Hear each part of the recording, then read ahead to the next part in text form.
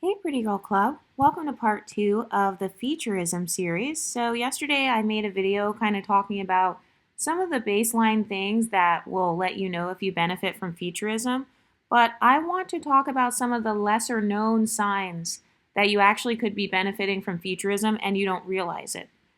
Because part of having a privilege is not having traumas associated with your actual facial features. So you know how Glorilla got her nose done and then a bunch of women with large noses came out and they expressed their outrage?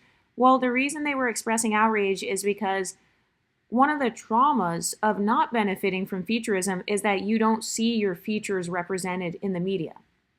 And you don't see your features being represented as beautiful a lot in the media. So if you do see a lot of women, like celebrities who look like you and stuff, and beauty icons who have your same facial features, you are undeniably benefiting from featurism. So if you have a lot of people telling you, you look like XYZ celebrity, and that celebrity is a beauty icon, if they're like, oh, you look like, I don't know, Halle Berry or Alicia Keys or some woman that is considered to be some sort of beauty icon for their face, where their face card never declines. If you're constantly compared to a lot of female celebrities who are highly desirable, that is definitely a sign that you're benefiting from featurism. Because what that person is saying is, you're pretty because you look like so and so. You know, your beauty is represented in the media. So women who have trauma regarding their facial features, they are not used to seeing a lot of their features being represented. When it comes to social media, when it comes to like Hollywood, the music industry, acting, and they'll talk about it on their YouTube channels. They'll talk about how women with their features are not promoted. So if your facial features have been promoted in the media and you're not talking about corrective promotion, you know, you've never felt invisible based on your features, that's a sign that you're benefiting from featurism. You're not suffering from it. Number 2, you do not revolve your makeup around hiding a particular feature. So I've actually been around some women where I will tell them like, hey, do you want to go out tonight? And I'll be all excited to go out. And this girl will take 3 hours. I remember one time a girl literally took 3 hours before we went out to the club. This is when I was like a teenager. And I remember she was so anxious, and it was because she was trying to do her makeup. So she spent hours doing her makeup. She was trying to contour everything. She was doing the lashes, the smoky eye. Because if you think about how makeup works, makeup is supposed to enhance your features, but a lot of people will use makeup to try to hide or camouflage certain features. So that's a sign that that girl, she was suffering from featurism because she felt more pressure when it came to makeup. She felt a lot more pressure. And I've actually talked about this in my case too, because your weight, like being really big, that affects your facial features. Like the bigger you are in general, sometimes the bigger your features are going to look. Like obviously your chin is going to be huge if you're fat. Like your cheeks are going to be really huge. Your nose is going to be bigger. Your eyes actually might be smaller than normal because you got a lot of fat around your eyelids. So one of the signs that you're benefiting from featurism is you don't have this extreme stress when it comes to makeup. Like you can do your makeup in 5 minutes, or you can go out with no makeup, or you know, just a little bit of tinted moisturizer or something. You don't feel super dependent and super reliant on makeup because you're not using the makeup to change anything about your natural features. So when you don't have makeup on versus when you do have makeup on, it's not like, oh my God, who's that? You know, it's not like this huge shock. That's a sign that you benefit from featurism because you don't have to worry about changing your features with the makeup. You don't have to worry about putting on 12 different eyeshadows and 10 different eyeliners to try to change the shape of your eyes, or putting on all these contouring powders trying to sculpt out your cheekbones. No, you don't have to worry about that because the actual features on your face are already being celebrated in society. Number 2, as a kid, you were never made fun of for your features. So there's a difference between being othered for your features and then being actually made fun of and denigrated. So an example of someone experiencing featurism would be like in elementary school where some little boy says, ew, she looks ugly. She has a big nose. Ew, she's so ugly. Look at her face. She looks like XYZ type of animal. Okay, so that's actually featurism. So if you did not experience that, that's a sign that you're benefiting from Featurism because your facial features, they're not causing you to have social traumas. In fact, depending on how much Featurism you benefit from, some people, they may call out the differences in your features and they may call it out as a good thing. Or they may call it out and say, oh, you look exotic, or your eyes are pretty, or I like the shape of your eyes, or you look so pretty when you wear eyeliner. Okay, so that's the opposite. That means you're definitely benefiting from Featurism to an extreme level because you're able to wear no makeup and you don't get made fun of without the makeup. And then when you do wear makeup, not only do you not get made fun of, but you actually get praised and celebrated. Okay, so that's a sign that you are extremely benefiting from Featurism as opposed to suffering from it. If you look at the Reddit groups where they talk about being quote unquote ugly, I don't tend to use that word a lot on this channel, but there are a lot of women who they make videos about how they feel ugly, and they'll talk about how even when they do a full face of makeup, they still get treated as ugly. They still feel invisible. So even when they did everything, all the contouring, all the eyeliners, all the eyeshadows and stuff, they will actually admit that they still feel like they're invisible or they don't get praised. Nobody compliments their makeup. So that's a sign that somebody's actually suffering from Featurism. If they are doing a full glam makeup look and they have slayed their makeup and they still get overlooked, oh yeah, they're absolutely suffering from Featurism. Or in some cases, I've actually heard some people make fun of women, like some men, they will make fun of women who they consider to be quote unquote ugly, even after that woman puts on makeup. And people will say like, oh, she looks like a pig with makeup on. This is very common amongst a lot of women who are very obese because obesity, it does kind of distort your facial features. Like you can't really see your bone structure as much when you're super fat. So if you go and watch a lot of those women's YouTube videos, they will talk about that. How even when they do the glam makeup, even when they put on the lashes and the eyeliner and all that, they still are not receiving any pretty privilege. They're not receiving any like benefits. So they do not have access to feminine privilege, even when they're doing these things that are supposed to be, kind of enhancing your femininity. Number 3, you were recruited for modeling, pageants, or something where you're emphasizing your face. So for example, if somebody was a makeup artist and they wanted you to be their model, or when you were a little kid, if they always wanted to take your picture so you could be shown on the school website, or they want your photo to be shown on the slideshows or on the brochures or on their social media, if people are always asking to take your photo, if you've had that experience since you were a child, you're absolutely, undeniably benefiting from Featurism because the average person, I think we did a statistic, I think we looked it up on this channel before, I'm pretty sure it said only 2% of the population has ever done like paid modeling and stuff like that. So if you're being recruited for modeling, or if you've had the opportunity to do stuff like that, if you grew up winning pageants, like I actually have some cousins where when they were babies, yes, they have pageants for babies. I have some cousins where when they were babies, they were put into pageants and stuff, and then they won the award for like the prettiest smile or the prettiest cheekbones or pretty eyes. So if you grew up not only not being made fun of for your features, but actually being put on a pedestal based on your facial features, being recruited into modeling or being viewed as representation. When you're a model, what the company is saying is, I want you to be the representation for XYZ company. If you are in pageants, what they're saying is, I want you to be, Miss Teen California. So you're the representative for the teen girls in California. You're a good representative. Your face is a good representative. Your body is a good representative. Okay, that's an extreme sign that you are benefiting from Featurism because that's not the average experience, especially not in childhood.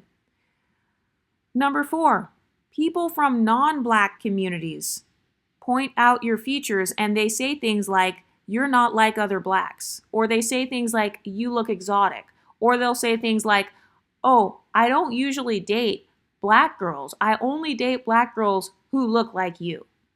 I only date Black girls who have your type of nose, your type of lips, your type of eye color. So that means that you're being othered, but also you're able to flow in and out of spaces that some people who are unambiguous, they can't go in and out of those spaces. So it's almost as if you're bypassing kind of these internalized racist biases that people would have against unambiguous people because you do not look the same as unambiguous people. So the biases that people associate with those facial features, they're not being put onto you. And this is mainly for the dark-skinned women who are benefiting from featurism. I think I'm on number 5. Your features are smexualized. So maybe when you were younger, a lot of boys would make smexual comments about your face or wanting to put their D in your face. I know it sounds disgusting. But unfortunately, there is a dark side to having certain privileges, and that includes featurism privilege. So yeah, if you had a lot of men who were smexualizing you, or they viewed you as kind of this sex pot or kind of like this siren, even when you were a child, just based on your facial features, or if they say things like you have sexy eyes, you have sexy lips, you have a sexy face, or they're making any sexual comments based on your features, yeah, that means that you're benefiting from featurism, and that's kind of the dark side of it though. It's you're being smexualized based on those features.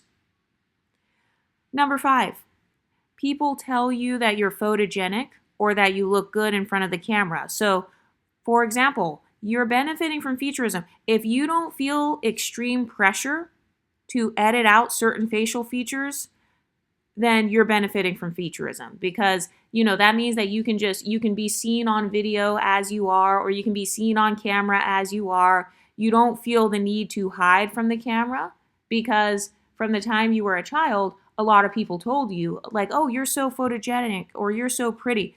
And I know that when it comes to social media nowadays, editing is pretty standard, but there are some women who spend hours face tuning everything from their skin tone to their hair. They can only take pictures at a certain time of day. They have to wait until the lighting is perfect. They can't take pictures in the shade. They can't take pictures in bright lighting. So there are a lot of women out there who, because of featurism, they feel like they can only take a photo from a certain angle, or they have to spend hours trying to edit out certain features just so they could upload it, or they have to layer the filters. So they'll put like one filter on top of another filter on top of another filter, and then they'll go into their phone and then they'll try to maybe brighten it super light, or they're basically editing their photos and stuff to the point where they're literally unrecognizable. That's a sign that that person has a lot of trauma when it comes to featurism. So maybe they don't like their nose shape, or they don't like their jawline or whatever. So that's why every time they take a photo, you know how they'll be like, oh, I can only take a photo from this side, or I can only take a photo from this angle. You can't take any photos face on or with a selfie angle, or they don't like selfies, or, they have all these random rules that they placed on themselves. That is actually a trauma response. So what's happening is at some point when they took a photo in their natural state or with their natural features or whatever, people made fun of them for those features. You know how when you were a little kid, you know how they had school picture day and sometimes people would make fun of other people's photos in the yearbook? So a lot of women who have had that trauma, when it comes to their facial features, they no longer feel safe photographing their features. And so that's why you see a lot of women on Instagram and stuff where it's like they look unrecognizable, or on dating apps, they look like a completely different person, or they're not able to take photos and upload photos consistently to like their Facebook, or, they don't want to update their dating apps or something because there is something about their features to the point where they feel like it's a little bit off. And by the way, there are theories about your actual features, how they never stop growing. Some people believe that like your nose never stops growing, and your ears, that they never stop getting bigger as you age. And I will say, I do believe that your features will kind of sag a little bit. So sometimes, like, let's talk about your nose, for example. If you're aging naturally and your nose kind of begins to sag, your nose tip starts to droop if you do have a tip on your nose, a lot of people, that can kind of make their nose look a little bit bigger or a little bit wider. So that's actually an insecurity that a lot of women have as they get older. Even if their features start to sag, or maybe they gain weight, so now like their cheeks look even bigger or something like that, that's a very common insecurity amongst women who have experienced featurism. So that's why you'll see some women where they won't upload any new photos. They only use a photo from like 25 years ago they only use a photo from like when they were a little kid and their lighting was perfect and, they look like a totally different person. It's because they feel like their featurism trauma actually has gotten worse and worse over time. Because I really do believe that there are certain things that can make featurism worse. Like if a woman is bad at doing her makeup, or she doesn't know how to enhance certain features, or she's kind of putting on the wrong colors, it can actually cause people to become even more featurist against her. So women who have a lot of trauma in that area, they spend way more time like editing photos. Maybe they don't even want to go on social media at all. They don't even want to be photographed at all. They don't want their picture on the company website because they have that fear of being seen. And part of it is because they've experienced so much trauma with featurism. So if you're the type of woman where you have no problem posting on Instagram every day, you have no problem doing Snapchat stories or whatever, you might edit a little bit, or maybe you do just a little basic editing on your photo, but you don't have this extreme fear and extreme anxiety about being photographed. Okay, that's a sign that you are undeniably benefiting from featurism then, because you got to bypass all that trauma. You didn't have people calling you a catfish or saying, oh my God, you look like a totally different person. And by the way, that's another thing that I had on my list. A part of how you know you're benefiting from featurism is you've never been called a catfish. So nobody has ever seen you in person and not recognized you from your photos. You've never had people be completely shocked and disappointed when they see you in person versus when they see you in photos. Yeah, it's because you benefit from featurism. So you don't feel the pressure to completely change all of your facial features when you are being photographed. And that leads me to number 7. One of the signs that you have privilege when it comes to featurism is when it comes to things like plastic surgery. You know how some women get facelifts or nose job or fillers or whatever? A lot of the women who already benefit from featurism, I notice they might get 1 or 2 things done, but they don't feel like, oh my God, I have to completely change everything. I have to get my jawline done. I have to get my cheekbones done. I have to get a chin implant. I have to get a new nose. I have to get my forehead reduced. I have to get my eyes lifted. A lot of women who already benefit from featurism, if they do use things like Botox or fillers or whatever, it's used as more of an enhancement rather than having to feel the pressure to pay hundreds of thousands of dollars to literally purchase an entirely new face. So I will use Kylie Jenner as an example. She's actually somebody who suffered greatly from featurism before she was famous, or before she got the surgeries. She suffered from featurism, but she's a different race. She's white. So she went through people making fun of how small her lips were. They were making fun of her jawline. So it's actually the same with unambiguous Black women. They've made, like, if somebody has made fun of their jawline, their lips, their nose, their eyes, their eyebrows, everything about their features, if they do decide to get some sort of beauty enhancements with surgeries, a lot of them will feel pressure like, oh my God, I have to spend $150K. I have to spend $250K on an entirely new face, entirely new side profile. So that's a sign that somebody has actually suffered from featurism. If they feel the pressure to get more surgeries than average. And I'm not shaming it. I don't promote surgery, but I also don't shame surgery. So like, I don't care what you do as long as you're not making fun of Exoticals. But that's actually a sign that you probably benefit from featurism. If you look at plastic surgery and Botox and all of that, if you just view it as an enhancement, like, oh, let me just get a little bit of fillers and I'll be done.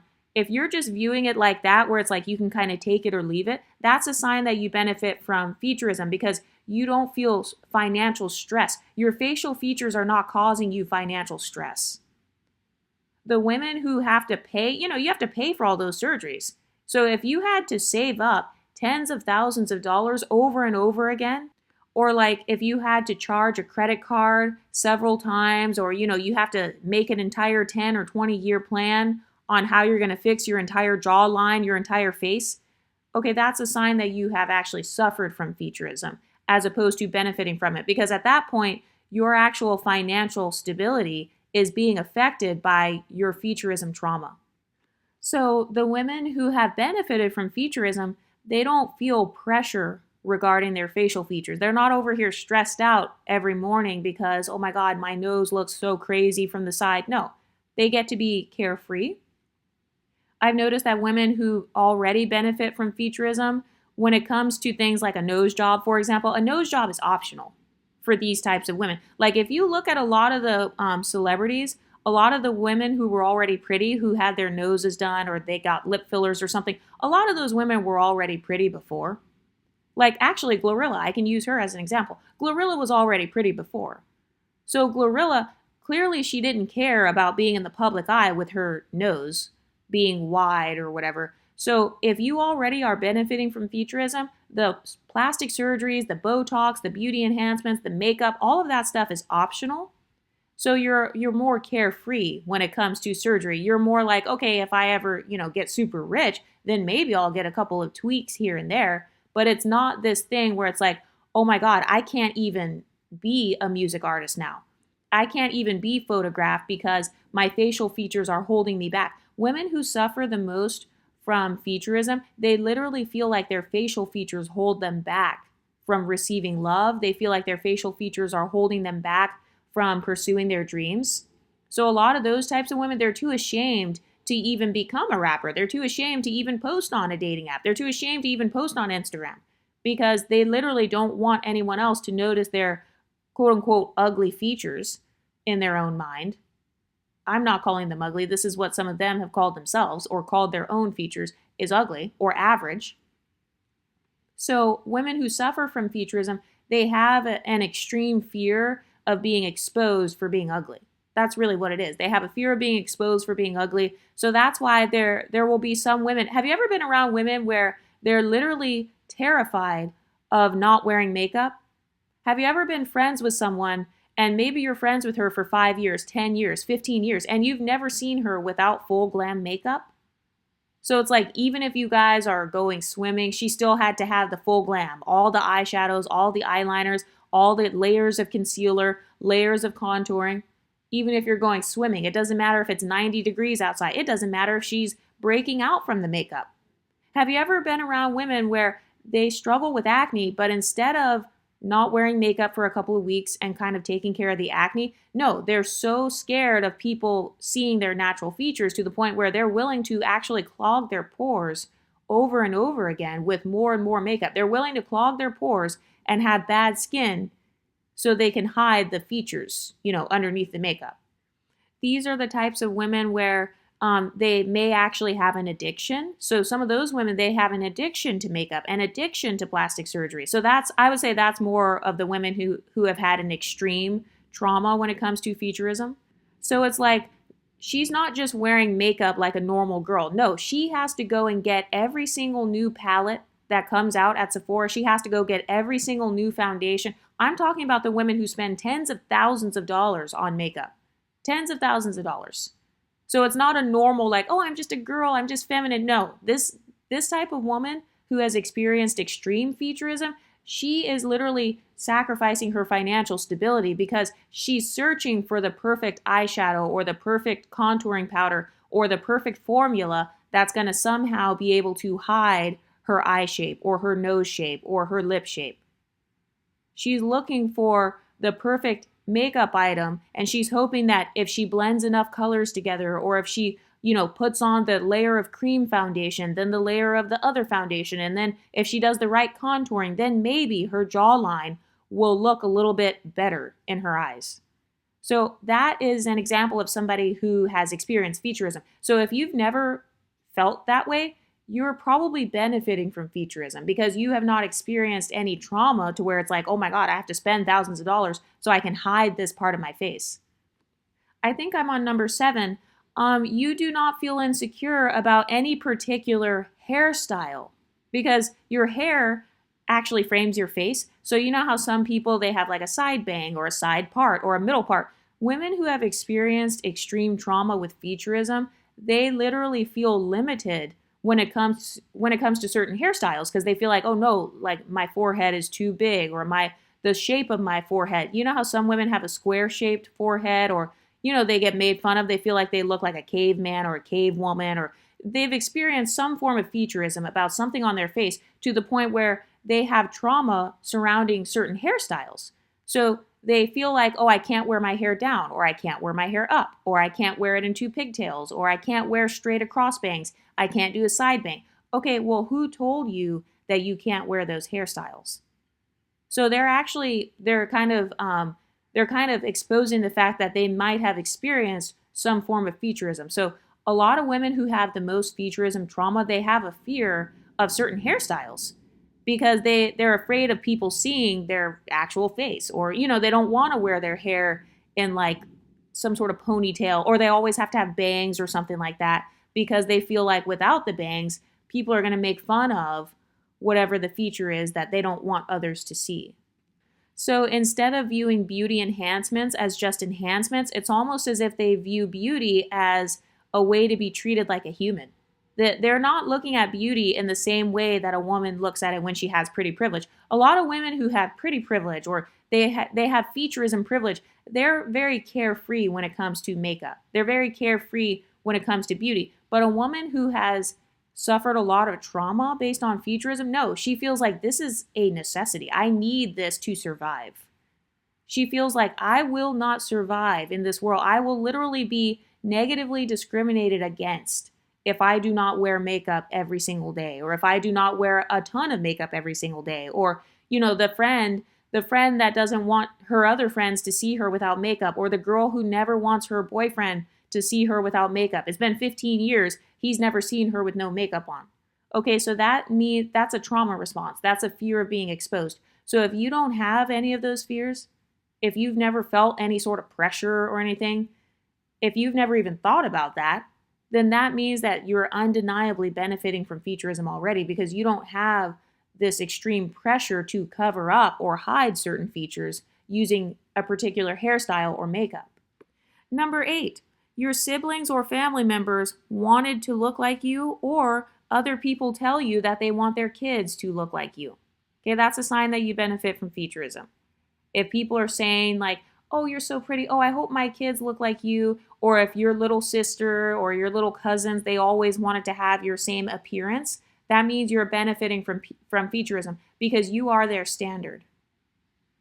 Number 9 is if people in the workplace or at school are copying your makeup looks. They're copying your makeup looks. It's because they are hoping that if they do their makeup the same way, that their face can look like yours. That's why they're copying it. So if they see that you wear a little bit of eyeliner on the side, or you wear a little bit of sparkly eyeshadow, then they're trying to copy it because they want to use that as a strategy. They're hoping that if they do your exact same makeup, then their face and their features can look more like yours. So that's a sign that you're benefiting from featurism, because your actual face is the strategy that somebody else is using for their face. They're using your face as a blueprint for theirs. So have you ever been around someone who they try to replicate your makeup and then they get frustrated because when they do their makeup, they don't look like you? When they put on the lipstick or put on that same type of eyeshadow, when they do the same shades as you and stuff, they don't look the same as you? Well, it's because deep down inside, they wanted their actual facial features to look like yours. If you have been recruited into being a makeup artist, even if you're not a makeup artist, okay, you're benefiting from featurism, because a lot of people assume that when you're pretty, that you're really good at makeup. And it's like, no, she's not a professional makeup artist. She literally just has features that you pedestal at. You think that her facial features are pretty. So that's why you think she's pretty, even if she only has a tiny bit of eyeshadow on. She only has on a little bit of blush and that's it. Well, she's already benefiting from featurism. And I don't think featurism is always based on non-blackness or looking white or something like that, or having keen features. I don't think it's always based on that. I think that sometimes featurism is just based on whatever features are being celebrated. So for example, actually having straight white teeth, that is a feature that is celebrated. Having a straight white smile, having a quote unquote pretty smile. I've never heard somebody say, oh, you have a pretty smile, and the person has all their teeth missing and they're all yellow and brown. No.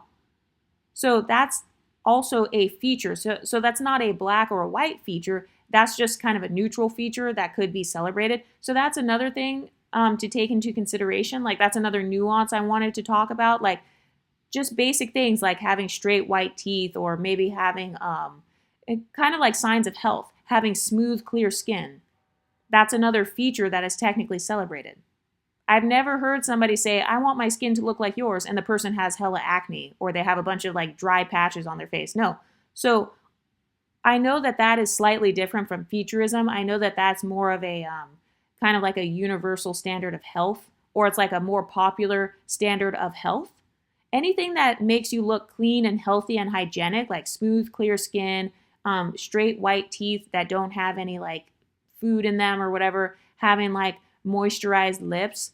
I do feel like that can also enhance your experience as well if you already benefited from Featurism. So it's like, okay, let's say a girl already benefits from Featurism and she has her teeth cosmetically done, so she has these perfect white teeth. I think that that increases her pedestal even more. And that's a part of why a lot of people, they don't like when a pretty girl gets beauty enhancements because they feel like it's not fair. You already benefit from Featurism. The only thing I was able to make fun of was your crooked teeth or your gaps or whatever. So now you're getting your teeth fixed too? Now it's going to increase your pedestal more. Having straight white teeth, that's not a black feature or a white feature. That's more of a cosmetic enhancement that people admire just in general because it's a sign of wealth. It's a sign of being able to afford going to the dentist. Something else that is a neutral feature, it's not associated with blackness or non-blackness, is like dimples. Some people, they really like dimples. Some people think dimples make a person stand out. It doesn't have to be just your cheeks. It could be like the cheek dimples, kind of the smaller ones. It could be the longer dimples. It could be the chin dimple. But anything that could make a person a little bit more unique, if they're already attractive, that can enhance their pedestal even more because those things are more difficult to replicate. It's very difficult to get a perfectly straight, perfectly white smile that is on par with people in Hollywood, unless you pay tens of thousands of dollars to get that done. So I do think that those are some other factors to take into consideration as well. So if you already benefit from Featurism, and let's say you have something else about you that's unique or something that is inaccessible, so I would say that that's going more into the realm of unattainable beauty.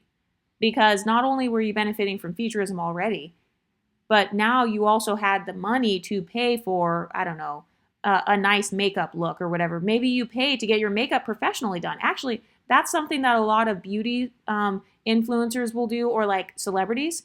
Have you ever seen the reality shows like Love and Hip Hop? And their makeup is always slayed. It's like, how do you have perfect makeup when you guys are just going out to brunch? You guys are going out to the store. Well, those women, what they're doing is, in addition to benefiting from Featurism already, in addition to having pretty privilege already, they're throwing an enhancement on top of that so they can get into the realm of aspirational beauty or kind of unattainable beauty. So it's kind of like the extreme version of pretty privilege, if that makes sense. So that's why I say that pretty women get treated like celebrities, because depending on how much pretty privilege you already had, or depending on like what enhancements you also want to add on to your pretty privilege, like getting your lashes done, or I don't know, getting your eyebrows microbladed or threaded and all that, that pushes you into the category of being aspirational or being unattainable to some women. So this is why some women will get so extreme with their anger and they'll punch you in the face or try to like throw acid on your face and all that, because they feel like your beauty is unattainable. And sometimes it's not based on whiteness or blackness. It's literally based on a combination of you already having pretty privilege and then you also having money on top of that to increase it or to make it even more unattainable. Because the majority of people, the average person cannot afford to pay $10,000 on Botox over the next 10 years. The average person can't afford to get fillers, like lip filler or something, or cheek filler. Filler is expensive. It's like what, $1,500 or something like that? So the average person can't really afford that. The average person can't afford to get facials every couple of months to kind of maintain their skin. So once you start getting into the realm of adding luxury on top of whatever privileges you already had, that is where people start to get extremely ticked off, because they feel like, okay, I was able to kind of compete before. I was able to try to copy your makeup looks, but I can't copy your bank account and, purchasing a new set of dentures or something, or a new set of teeth. I can't copy that. So that's another thing that can trigger people's jealousy. But what do you ladies think? Do you benefit from Featurism? Do you have any beauty enhancements that have increased your pretty privilege even more? Like maybe you got braces, you got Invisalign. What do you ladies think? Let me know in the comments section and I'll talk to you next time. Stay pretty, ladies.